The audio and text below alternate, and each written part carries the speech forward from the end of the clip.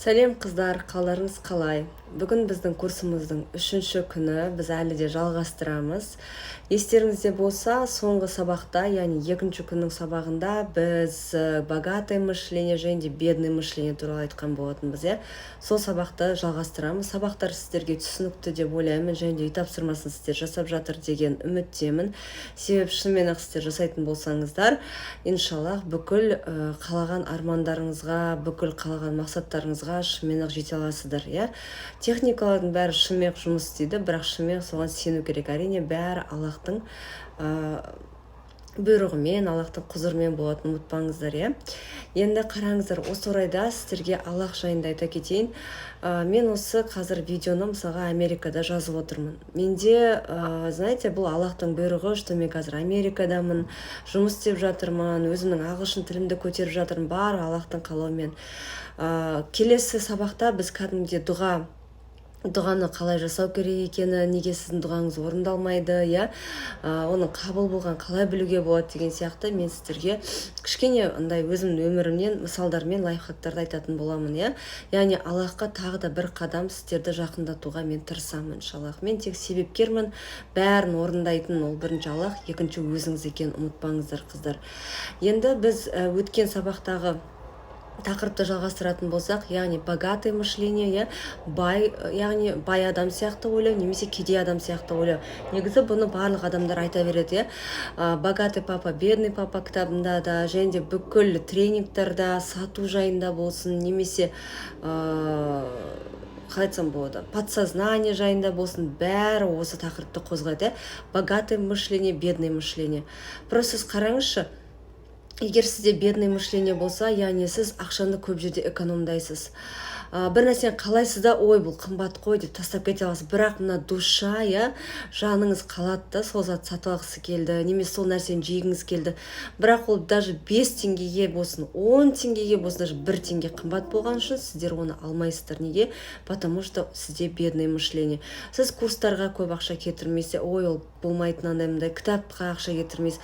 Яғни именно өзіңізге пайдалы нәрсеге ақша кетірмейсіз. Бірақ ақшаны қай нәрсеге кетіресіз? Лотереяға кетіресіз, нумерологияға, бір кошелек сатып алсаң соған ақша келеді деген сияқты соған кетіресіз, иә. Немесе мынадай бір мошенниктер бар ғой, мысалға там 200 мың салсаң 500 мың аласың деген сияқты соған ақшаны саласыздар, иә.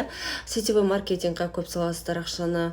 Бұл сондай ақша пустой кеткен нәрселер. Сіздер зиян тамаққа өте көп кетіресіздер, киімге өте көп кетіресіздер ақшаны, иә. И содан сіздер өкінішке орай тауып атқан, мысалға сіз айына бір табасыз делік, иә, бір табысыңыз бар, бір бизнес беке, немесе бір жұмыстан алып жатсыз ба, иә, зарплата, соның пайдасын сіз көрмейсіз. Мысалға сіз айына қанша теңге аласыз, соны блокнотқа жазасыз үнемі. Сізде блокнотта всегда расходы и сізге келген табысты жазуыңыз керек. Мысалға, я вам советую айдың 1-ші числосынан бастауға. Немесе зарплатаңыз қай күні түседі? Әр айдың 5-і түсе ме, әр айдың 3-і түсе ме, 31-і түсе ме? Сол қашан сізге ақша түседі, соны жазасыздар. Немесе сіз бір нәрсе сататын болсаңыз, сонда қай күні всегда ақша түседі сізге. Например, мен бір кроссовки сатам делік, иә. Мен бір кроссовки сатам. Бүгін мен бір кроссовки саттым. Ол кроссовкиді мен 30 мың теңгеге саттым. Негізі мен оны 20 мыңға сатып алам, маған 10 мың теңге пайда түсті, иә. Яғни жазам, 30 мың теңгеге Nike кроссовкиді саттым, 20 мыңға алған бағам, иә, 10 мың теңге менің пайдам. Яғни қанша теңге пайда. Сосын бөлек параққа, иә, бөлек бетке прям менің табысым дейсіз. Мысалға 1.03.2021 10 мың теңге мына кроссовкидан маған пайда түсті. Сол кезде, когда сіздер расчет жүргізе бастаған кезде, қанша сіз товарға кетіресіз, қанша рекламаға кетіресіз, қанша жаңағы сізге табыс түсті, сол кезде сіз кішкене расчет жасап, ақшаның ыңғайын уже біле бастайсыздар. Ал егер сізде тек зарплата болатын болса, онда зарплата қай күні түсті? 5 күні маған мысалға 120 мың теңге түсті. Оның 20 мың мен кредитқа бердім мысалға, иә. Оның 10 мың теңгесі мен осыған бердім, осылай істедім деп, иә. Мен сіздерге советую осы орайда әр айда сізге бір қомақты сома түседі ғой, мысалы айлығыңыз, немесе табысыңызды айына бір рет жинап өзіңізге подарок алып отырыңыздар. Мысалға сіз маған мысалға не істеймін оны брендовый, мен оны $570 сумка алғанша, немесе $570 кошелек алғанша, одан да мен осыны алмаймын ба деп ойлайсыздар. Жоқ, вы достойны лучшего, қыздар. Сіздер аласыздар. Мен де баяғыда өте бедный мышление болды. Яғни мен ойлайтынмын, қыздардың бәрі алтын алып жатқан кезде мен түсінбейтінмін. Не істеме алтыны деп қаншама ақшамды бижутерияға кетірдім. Хотя соның бәрін жинап, өзімді алтынмен сылдырлатып тастасам болатын еді на самом деле. А қазір ол бижутерия қайда? Нигде. Мен даже білмеймін қай жақта жатыр, оның бәрі мусорда. Видите, то есть сіздер приоритетті дұрыс қою керексіздер. Сіздер ойлайсыздар, ойбай, алтын қымбат деп. Егер сіз каждый нәрсе қымбат деп ойлай берсеңіз, онда Аллах тағаладан ештеңе сұрамаңыздар. Онда Аллах тағаладан дұға сұрамаңыздар. Онда басқа адамның өмірін көрген кезде қызықпаңыздар. Онда сіз Аллах тағала ренжімеңіз, неге менің өмірім осындай деген сияқты. Сіз онда алдыңызға мықты мақсаттар қоймаңыз, армандамаңыз. Мен квартира алғым келеді, машина алғым келеді, айфон алғым келеді, бизнес ашқым келеді, жерге ұшқым келеді деп, онда мақсаттар қоймаңыз алдыға. Потому что сіз әлі дайын емессіз. Білесіз ба, Аллах тағала сізге, когда сіз толық дайын болған кезде береді бәрін. Мысалға, сіз әлі даже бедный мышлениемен хотите то сё, бірақ іштей дайын еместер. Когда сіз іштей реально өзіңіз дайын болған кезде, когда сізде богатое мышление болған кезде, сол кезде шынымен-ақ, иншаллах, Аллах тағала сізге оның бәрін береді кәдімгідей. Сондықтан сіздер бедный мышление алып тастау керексіздер. Алтын, мысалға, браслет 40 мың теңге алуға болады, ойлаңызшы. Всего 40 мың теңге.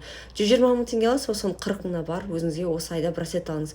3-4 ай жинап, ақшаны барып цепочка сатып алыңыз. Тағы да 3-4 ай жинап, сосын өзіңізге мықты сырғаз, бриллиант алыңыз. Почему бы и нет, например, да? Егер сіздер әр ақшаны жинап дұрыстап қымтайтын болсаңыздар, онда сіздер шынымен жинай аласыздар. Және де насчет жилстрой көбісі, керек емес, не істейсіңдер жилстройда, ол харам, анау дейді да. Мысалға қараңыздаршы, біз әрине харам деген нәрсеге жоламауымыз қажет, потому что ертең біз харамды біле тұра істейтін болсақ, Аллах тағала біздің жолымызды жауып тастайды. Ең қауіпті нәрсе осы жер, что Аллах может отвернуться от нас. Вот сол жаман. А если Аллах бізден отвернется, өкінішке орай біз шайтанның осы дүниенің ойыншығы болып қаламыз, өкінішке орай біз содан қорқу керекпіз негізі. Но сіздерге айтарым, қараңыздар, чем квартирада тұрып, айғай ушу болып, өзіңнің квартираң емес, мысалы хозяин келіп айтуы мүмкін, ертең поселяйтесь, мен квартираны сататын болдым дейді. Қайқа барасың, білмейсің мысалға, қиын енді, өзіңнің үйің болмағаннан кейін, өз үйім өлең төсегім деп қазақта бет алды айтпайды. Но сіз егер әр айлығыңыздан бірнеше процентін сол жилстройға жинап отыратын болсаңыздар, егер сіздер 50%-ін жинайтын болсаңыздар, сіздер ипотекаға ала аласыздар, жилстрой арқылы 5%. Представляете, 5%. Ана үлкен ипотекалар сияқты 21% емес, үстіне бірге бір төлейтін. Потом, егер сіз прям проценттен қатты қорқатын болсаңыз, күштілеп 2 жұмысқа тұрып алып, даже 1 жылда процентсіз жауап тастасаңыз болады. Ол мүмкін нәрсе, реально мүмкін. Потому что егер сіздер сенсеңіздер, өзіңізге сенсеңіз, Аллахқа сенсеңіз, Аллахқа тәуекел ететін болсаңыздар, Аллах тағала өзі сізге көмектесіп береді бәрін, на самом деле, честно. Когда адам бір үлкен іске барады ғой, әсіресе ақшамен связаны, ол уже біледі да, осын істеймін, мынаны істеймін, и Аллах тағалаға жүгінеді, қатты жүгінеді. И сол кезде Аллах тағала оның бәрін береді, на самом деле.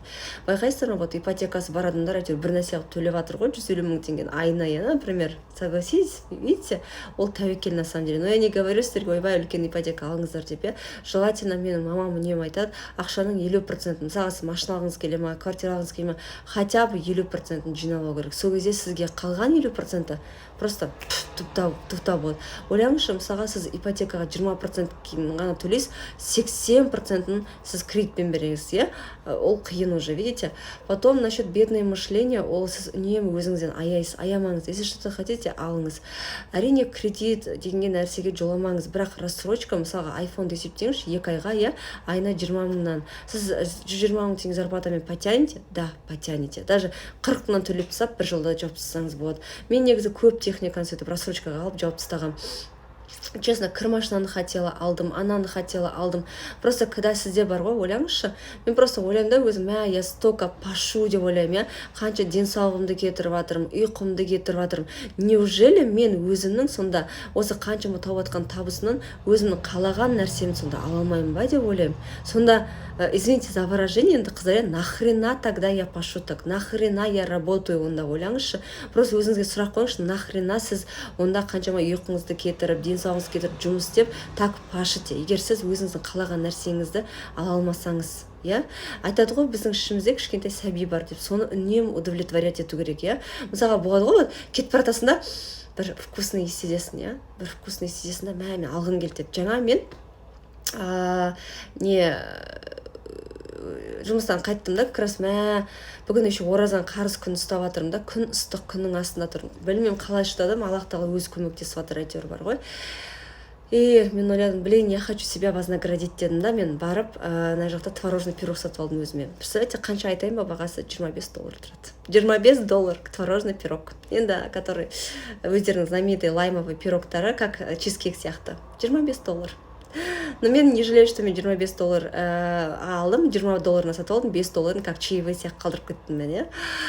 Вот, поэтому, когда сіздер бір нәрсе қалаған кезде, ол кешке мен когда оны жеген кезде, знаете, мен қалай душам будет наслаждаться. иә қалай мен организм, ішіндегі асқазандағы бактерияларым как будет наслаждаться. Айгерім, рахмет, рахмет деп айтады. И когда сіздер өзіңіздің қалаған нәрсеңізді сатып алған кезде, иә, сол қалаған нәрсеңіздің дәмін көрген кезде, сіздерде мықты мотивация пайда болады. Мен осы үшін тағы да істеу керекпін, ананы істеу керекпін, мынаны істеу керекпін деген сияқты. Мен последний $20 барып алып келдім, сенесіздер ме? Потому что я просто хотела, и все. Просто захотела, и все. Поэтому осындай сіздер жайлап ойыңызды богатое мышленияға ауыстырыңыздар. Мысалға қараңыздар, сіздер өмір бойы экономить етсеңіздер, а вдруг бүгін ұйықтайсыздар, ертең тұрмай қаласыз. Оянбайсыз, просто өліп қаласыз. Сіздің бар сөйтіп деп переживать еткен нәрсеңізді қол жеткізе алмай қаласыз. Бір нәрсені мен мамам айтады, планировать ету керек. Например, қараңыз, сіз зарплата аласыз, мен сізге айттым, осы табысты жазасыз, расходты жазыңыз. Сосын не затқа кетіріп жатсыз? Не затқа кетіріп жатсыз? Ақшаның бәрін не затқа кетіріп жатсыз? Осының бәрін есептеңіз. И үйде керек емес артық заттың бәрін тастау керек, потому что оның бәрі сізге беспорядок береді да миыңызға. И сіз не можете концентрироваться, и жаңа зат сол үшін алмайсыз, потому что ескі деген затпен сіз үйреніп қалғансыз уже, иә. Осы орайда сіздерге айтарым, 50 орын жазасыз, 50 орын, который вы бы хотели бы посетить. Неважно ол шетел ма, қай жақ, иә, неважно ол жаңағы сіздің қалаңыздағы бір қымбат ресторан ба, қымбат кафе ма, Луи Виттон магазині ма, Лексус центр ма, неважно, да, әйтеуір соның біреуін, бәрін соны кезек-кезекпен прям 50 орынды жазасыздар, иә. Иншаллах соны списокпен сол каждый жерге барыңыздар, міндетті түрде, потому что когда сіздер лакшери, қымбат жерлерге бара бастаған кезде сізде мышление жайлап өзгереді. Помните, алдыңғы сабақта айттым, қызғанышпен қарамаймыз, көре алмаушылықпен қарамаймыз.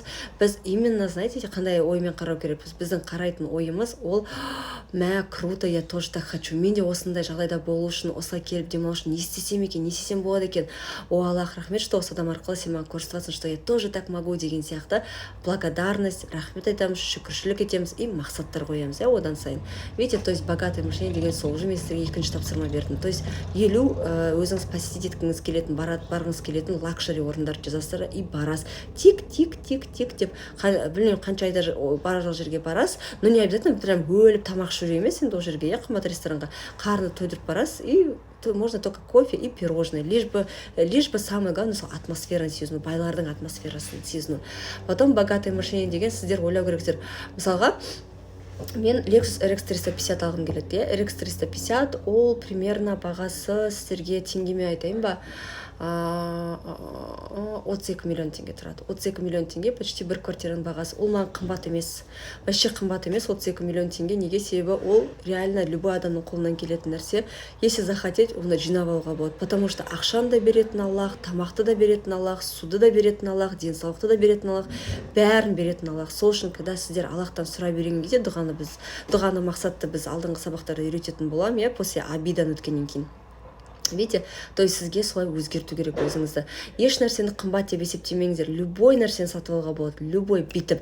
Аллах қаласа, мен осы жақында Луи Виттон кошелегін наконец-то ақша жинадым, соны сатып алайын деп жатырмын, сіздерге көрсетем. Потом сезімімді айтам. Негізі мен даже iPhone-ды 800 мың сатып алған кезде менде деген чувство болған жоқ. Мен білдім, что мена телефон не үшін керек. Жақсы камерасы бар, жақсы суреттер түсіру үшін, сторис түсіру үшін, осындай видео түсіру үшін, звук күшті, жаңағы дәу телефон. И, конечно, Apple, да, мен өзім Apple дейміз ба, кімге, как удобно, солай айтады ғой, произношение ағылшын, по идее. Сол, осы коллекциясын жинағым келді. Менде MacBook бар, менде Apple бар, телефон. Енді Аллах қаласа мен келесі зарплатамнан, который Америкада жұмыс істеп жатқан, мен өзіме iPad аламын и клавиатурасын аламын уже, видите? То есть, когда сіздер мақсатты дұрыс қойып үйренген кезде, бір нәрсені қалаған кезде, сіздер оған сену керексіздер. Дұғаны айтқан кезде мен сіздерге дұрыстап түсіндіремін, қалай дұғаны жасау керек екен. Вот. И осы орайда сізде өзіңізбен всегда гармония болу керек. Всегда, яғни ішкі дүниемен, сыртқы дүниемен, басқа адамдармен өзіңізбен өзіңіз гармония болу керек. Гармония дегеніміз, ол қараңыздар. Гармония дегеніміз, ол қыздар екен. Когда сіз бәріне довольны боласыз, просто өміріңіздің бар екен, денсаулығыңыз жақсы болған үшін, мұсылман болғаныңыз үшін, бүкіл дене мүшеңіздің түгел болған үшін, олардың бәрі функционалды жұмыс істеп тұрған үшін довольны болған кезде сізде мықты гармония болады, Видите, гармония дегеніміз, сіз просто өзіңіз іштей бақытты боласыз. Іштей бақытты болған адам ешкімге жаңағы жамандық тілемейді, көреалмаушылық танытпайды, өзімен өзі ешкімге ақыл айтып, ақыл сынбайды, умничка болмайды, То есть, видите, өзімен өзі жүретін адам. Ол өзінің жұмысын бітіреді, ананы істейді, мынаны істейді, өте сондай сабырлы, салмақты. Байқайсыздар ма, мен көбісі, например, өзгеріпсіз деп айтады, баяғыда мен жаман, нервный, бәрін тупой деп беретін, И мен наконец-то өз-өзімнің гармонияма түстім. Яғни қалай түсуге болады? Алдағы сабақта біз обида жіберуді айтамыз. Вот сол обидадан кейін сіздер түсінесіздер, неге сіздің өміріңізде мына проблема бар, неге мынау бар. Когда біз сол техниканы үйренеміз ғой, обидан, сол кезде мен тағы да осы гармонияны сіздерге айтатын боламын, Видите, порционно каждый сабақ бір-бірімен өте связаны, сөйтіп айтып келе жатырмын. Яғни гармонияда болуға тырысыңыздар. Енді өзіңмен өзің бақытты болу деген сөз, ол яғни сіздерде мықты мақсаттар болу керек. Сіз просто өзіңізді жақсы көріп қабылдауыңыз қажет. Когда сіздер өзіңізді жақсы көріп қабылдаған кезде, басқа адамдар да сізді жақсы көріп қабылдайды, айтады сіздің энергетикаң қандай мощный, қандай күштісің деген сияқты, қыздар. Поэтому осындай нәрсені сіздер учитывайте. Енді осы орайда, мысалға, біз денсаулыққа тоже қарауымыз керек, потому что гармония дегеніміз это не только, жақсы қасиеттерді бойыңа жинау емес. Мысалға, характеріңізді десеңіз болады, ол өзіңіз міндетті деп есептесеңіз болады. Ең бастысы сіз өзіңізбен өзіңіз ұрыспай, конфликтісіз өте жақсы өмір сүрсеңіз болды. Просто когда сізде бойыңызда жаман қасиеттер болған кезде, сізде лишний вес пайда болады, сіздің денсаулығыңыз жаман бола бастайды, ауру көп болады, түріңіз урод болып кетеді, Сол үшін өзіңізбен өзіңіз гармонияда болыңыз, өзіңізді жақсы көріңіз, қабылдаңыз, өзіңіз сыйлаңыз. Даже вот, знаете, көп қыздар мысалы ночной клубтарға барады, уақытын бет алды кетіреді, ол значит, ол өзін өзі сыйламайды, темекі шегеді, өзін өзі сыйламайды деген сөз. Яғни сіз осы орайда жазуыңыз қажет, тапсырма, уақытыңызды неге кетіресіз, не нәрсеге кетіріп жатырсыз, не нәрсеге кетіруге болатын еді, осы уақытты. Әрине біз ештеңеге өкінбейміз, бірақ егер сіз уақытыңыз бет алды кетіп жүрген болса, ол үшін мен акасы осы уақытта мынаны істеп тастайтын едім, бір кітап оқып тастауға мүмкіндік болатын еді ғой дейсіз да, келесі столбикқа так, мен енді уақытымды осыған кетірем деп, то есть тайм менеджмент жасайсыздар. Яғни ертеңге план құра бастайсыздар, күн сайын түнде именно идеялар күшті келеді, сол үшін сіздер келесі күнге планды құрасыздар. Осын істеймін, мынаны істеймін. Егер ол пландардың бәрін істеп үлгермесеңіздер, ничего страшного, келесі күнге ауыстыра саласыздар. Бірақ постарайтесь ертеңге қойған планды, ертеңге қойған жоспарды бәрін бір күнде, сол қалай айттыңыз, сол күнде орындап тастауға тырысыңыздар, Вот. И денсаулыққа міндетті түрде қараңыздар. Көбісі мысалы газировка ішеді, гамбургер жей салады, донер жей салады, көбінде сухой паек жейді, и содан жаңағы запор пайда бола бастайды, денсаулығы жаңағы дұрыс жұмыс істемейді, шегі, іші қата бастайды, То есть тамақты да сіздер кәдімгі рационын жасау керексіздер. Прям меню жасаңыздар. Бір аптаға меню жасайсыз. Например, міндетті түрде салат, потому что салат ол өте пайдалы. Просто даже огурцы, помидор күн сайын болса да, огурцы, помидор жасаңыздар. Тем более қазір Қазақстанда, енді мен осы видеоны март айында жазып отырмын ғой, біз енді міне көктем келе жатыр, бүкіл фрукты овощи қазір арзан бола бастайды, жайлап, бағасы түседі. И сол үшін күн сайын салат жеуге постарайтесь, капустамен болсын, фунчоза болсын, әйтеуір полезный бір салат, күн сайын бір салат жеңіздер. Ну, конечно, көп жасап қойсаңыз бір аптаға, почему бы нет, жетсе. И тамақты күн сайын әртүрлі. Мысалға бүгін құрғақ тамақ плов, ертең борщ, оның әр күні манты, например, да, оның әр күні суп с тефтельками, например, да, мен просто так говорю, наугад. Мен жақсы көретін тамақтарымды айтып қойдым. Вот. Сондықтан тамақ ол каждый раз ауысу керек. То есть күн сайын сухой паек болмайды. Бір күн су тамақ, келесі күн құрғақ тамақ, су тамақ, құрғақ тамақ сөйтіп жасаңыздар. Сол кезде міндетті түрде сіздің денсаулығыңыз өте нормасына келіп, и лишний вес та пайда болмайды. И старайтесь көбінесе су көп ішуге, өте көп су ішіңіздер. Таңертең тұрған кезде міндетті түрде бірінші су, сосын барып деген нені етіңіздер, шай, кофе, соның бәрін потом ішесіздер. Осыны учитывайте. Потом, негізі сізде лишний вес қыздар көп айтады, мен толықпын, қалай арықтасам болады, анау деген сияқты қыздар. Мен, оказывается, білдім недавно, что лишний вес, знаете, неден пайда болады? Лишний вес, оказывается, еще, когда сіз ішіңізде көп обида, өкініш өткенге деген, соны сақтап жүрген кезде, солда лишний вес, оказывается, болады екен. Представляете? Оны обидан алдыңғы сабақты өтеміз, Келесі тағы да сіздер ойлай беретін нәрсе, ол проблема көп ойлайсыз. Сіз түсіну керек нәрсе, что проблема не только сіздің басыңызда бар, ол бәрінде бар. Айтасыз, ой, сенде ондай проблема жоқ, сен мені түсінбейсің, Сіздер өйтіп никогда не думайте, что там, сізде ғана ауыр проблема, сізде ғана ауыр сынақ, тағы бір нәрсе деген сияқты, проблема барлық адамда бар, бәрінде бар.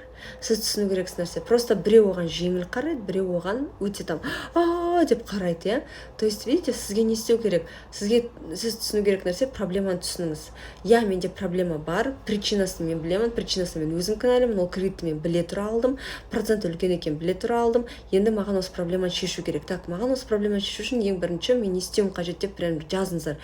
Когда сіздер жазған кезде бәрі күшті болады. Мысалға, неге үнемі жазыңыздар деп айтам. Бізде мысалға отпечатки пальца үнемі алады. Мысалға, за граница біз Сеулға ұшып келген кезде, Америкаға визаға неткен кезде именно отпечатки пальцев алады. Бізде отпечатки пальцев дүние жүзінде қазір 8 миллиард адам болды, и бір-біріне мүлде ұқсамайды. И когда сіздер жазған кезде, мына бізде нейроны деген нәрсе болады. Нейроны деген ол біздің нерв клеткаларымыз ғой. Соның бәрі, мынау миға жібереді, осының бәрін сигнал. Сол үшін ғой біз көбінесе жазған нәрсені сурет салсақ, есімізге тез сақтап қалатыны, потому что біз қолмен жазамыз. Сол үшін көп өзіңіздің мақсаттарыңызды, сұрақтарыңызды, обидаларыңыздың бәрін қағазға түсірген жақсы. Потому что сіздің миыңызға оның бәрі барады. И потом решениесін жазсаңыз да сразу проблемаңыздың, ол миға барады. И мы уже думать етеді. Так, мынау маған решениесін жазды. Давай осы асек, генератор сек, тарс жібереді. И никогда сіздер не сдавайтесь с первого раза, ойламаңыздар, что там, ой, мен қолымнан келмейді, мынау, никогда так не говорите. Мен Америкаға только с 3-го раза попала. Сенесіздер ме? Только с 3-го раза. Менің подружкам Air Астанаға 5-ші попыткадан өткен. Выпробование болды 5-ші попыткадан. Бір ұл бар, Этихад әуе компаниясына 40-ші попыткадан өткен. Көрдіңіздер ма? То есть надо пробу көре беру керек.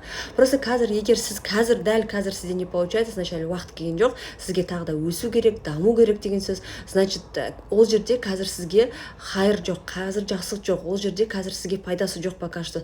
Значит, сізге пока сол жұмыстан бөлек өсу керек, өну керек, тағы да бір нәрсе істеу керек. Возможно, ол компанияда қазір қиын уақыттар, а сіз как раз именно күшті уақытына Аллах тағала сізді түсірейін деп тұр, көрдіңіз ба? Поэтому біз любой нәрсені, который у вас не получается, тағы да рахмет айтамыз, шүкіршілік айтамыз и өзімізді өсіруіміз қажет. Вот сол кезде ғана сіздерде барлық керемет болады, Вот осымен біздің сабақ бітті. Келесі сабақтар әлі алдыда болады. Сондықтан мен берген тапсырмаларды міндетті түрде орындаңыздар, қыздар. Сау болыңыздар.